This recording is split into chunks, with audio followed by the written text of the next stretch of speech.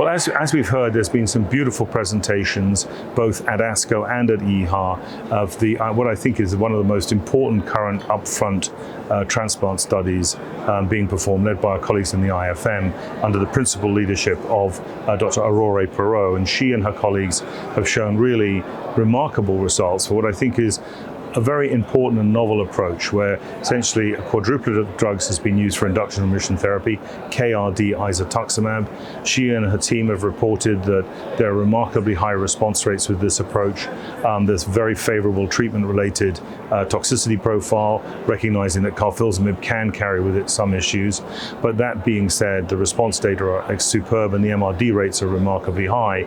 And what Aurore has just presented, both at ASCO and her colleague Cyril here at EHA, and is actually now published in the New England Journal, is the results in terms of the primary endpoint, which were the conversion of MRD rates across transplant in the standard risk patients who were MRD negative versus not, and in the high risk MRD positive patients where single transplant was compared to tandem transplant. And the remarkable results really were that MRD did not meaningfully change with the use of either single transplant in the standard risk MRD negative randomization, and also surprisingly did not meaningfully change either in the second transplant group of the high-risk MRD positive study group patients.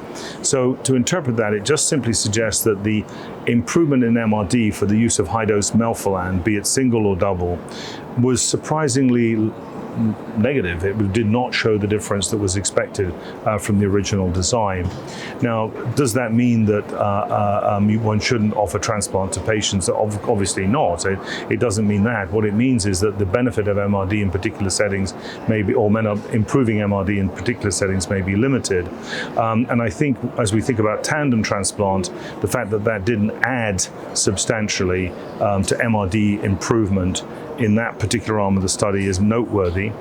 And I think similarly for the standard risk MRD negative patients, the use of single transplant didn't appear to meaningfully improve MRD rate for those patients. So putting that all together, I think as we think about the clinical trial and its implications, I think it's very thought-provoking. It suggests to us that we can be more tailored in our approach to patients, that MRD negative standard risk patients can potentially keep transplant in reserve, and at the same time, we can be in a situation where patients can have choices as they approach whether or not to use high-dose therapy.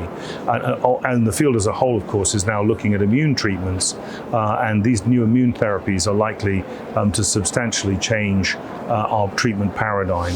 And so with all of that in mind, I think it's a great time to think creatively about best treatment options for our patients in the newly diagnosed transplant eligible setting.